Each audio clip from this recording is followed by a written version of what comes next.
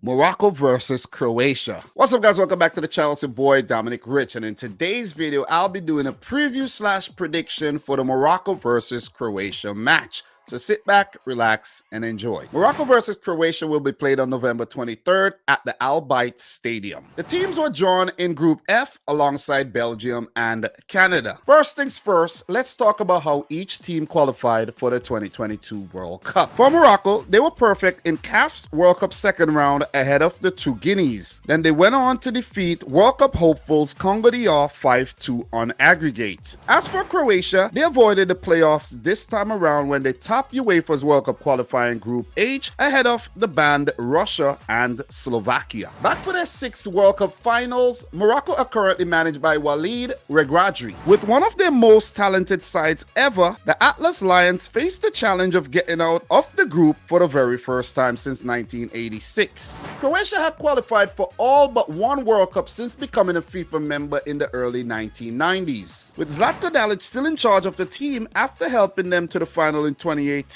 this talented but transitioning unit faced the challenge of living up to the reputation that they have built for themselves. Legend Appreciation Post. For Morocco, Mustafa Hadji, the former Nancy and Espanyol midfielder, played for the Atlas Lions from 1993 to 2002, earning 63 caps, scoring 12 goals. He represented Morocco at the 1994 and 1998 World Cups. For Croatia, Davor Šuker, arguably their greatest ever player, the former Sevilla and Real Madrid striker, inspired Croatia at the 1998 World Cup where they took home the bronze medal. In an international career spanning 12 years, he earned 69 caps, scoring 45 goals. Let's talk a bit about the head-to-head between Croatia and Morocco. The teams have met once in 1996 in the Hassan II Trophy semi-final. The match ended in a 2-2 draw where Croatia went on to win 7-6 in the penalty shootout. Let's talk a bit about the form for both teams heading into the World Cup.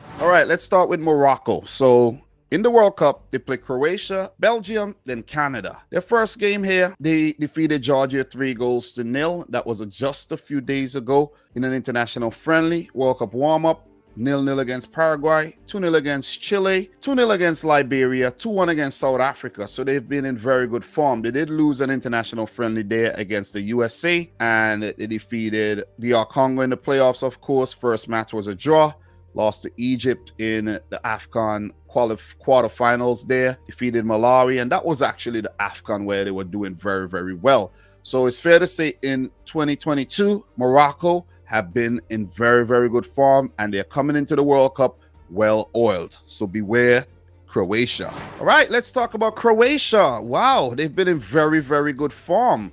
All the way from June 10th to November there, where they played a friendly against Saudi Arabia, they have won every single match. I'm amazed at this Croatian team right now. Still a transitioning unit, or maybe the transition is over, right? Maybe it is. Maybe Zlatko Dalic have figured things out and he have replaced a lot of those players who were at the 2018 World Cup. If we go back up, where their last loss was against Austria in the Nations League there, and if we check the Nations League form, let's just take a look at that. Croatia topped the group with Denmark, France, and Austria. So let's give it up to Croatia, who will be going into the final of the next UEFA Nations League finals. All right.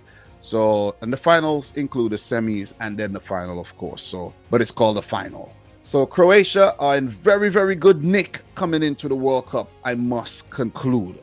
So this is definitely going to be a good one. All right, let's talk a bit about the players to watch for both teams. Let's start with Morocco. All right, Morocco is a very attractive unit, I must say, with a lot of stars in their setup. But these are the players that I'm going to choose to keep an eye on at the World Cup. Yassine Bounou, their #1 goalkeeper. I don't know too much about the other guys, but I know Bounou is a very, very solid keeper, and he's going to need to be in good nick, or else you know, it could spell disaster for the Moroccan national team. We move into the defenders, man. Achraf Hakimi, their star player indeed. He has a lot of magic in him. Could hit those free kicks into the back of the net as well, and his pace down the wings would be very, very dangerous for Belgium, Canada, and Croatia to handle. Nusayr Mazraoui. Look, with these two very talented right backs in the team, Are we going to see one of them play left back and the other play right back, or one of them play wing back and one, you know, so it's going to be interesting. A lot of quality, and I like that. Now, Naya Fagued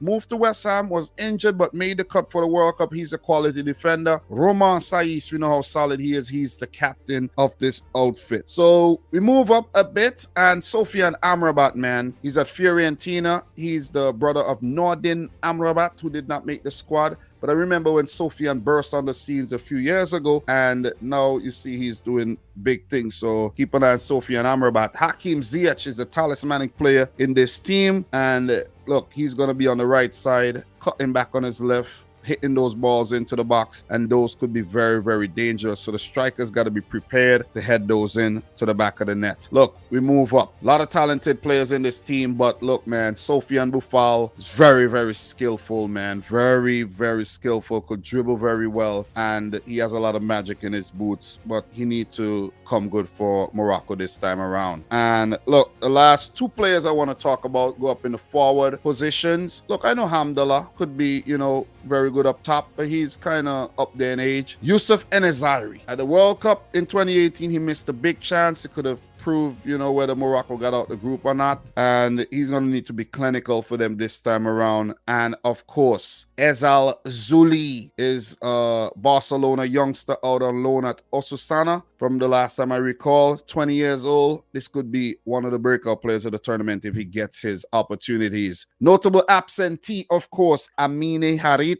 of Olympique de Marseille. Very unfortunate to miss out on this World Cup. Let's talk about Croatia. So for Croatia, this is a very tricky team, right? Are they going to start with Dominic Livakovic or Ivo Grbic? It seems as if Livakovic is going to be the number one goalkeeper, but he has an error in him, and if he slips up, you could see Ivo Grbic get into the team really, really quickly. The defense is going to be very interesting because there's a lot of talented players in the defense here, like Josip Stanisic of Bayern Munich, but the players that I actually want to talk about is Borna Sosa. They have now found a good player at left back who could run up and down the wings and deliver those crosses in, and also young defender Josip Šutalo of Dinamo Zagreb. Let's see how many minutes he gets, because I think Domagoj Vida and of course Dejan Lovren is still very important for this Croatian team, and they should be the mainstays. These two guys are only still 33 years old, but it seems like they have way more years in their legs, right? So they're going to need to be good for Croatia. I don't know if we're going to see a mixture of one of Domagoj Vida and Joško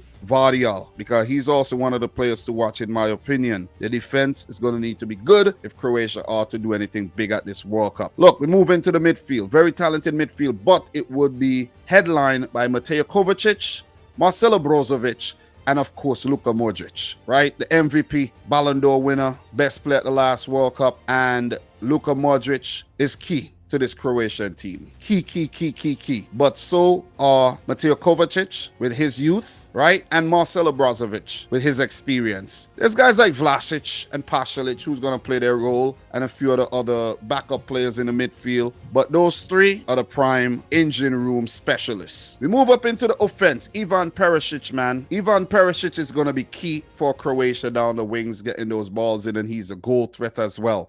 Andrej Kramaric, man, he's going to need to put those balls in the back of the net when he gets his opportunities. A player that I'm going to, oh man, one of my favorite players for this Croatian team, Mislav Orsic. Dinamo Zagreb, man, comes up clutch. Talk about a clutch player. Say the name Mislav Orsic, all right? Look for him to do big things at this World Cup. I just hope he gets his opportunities, okay?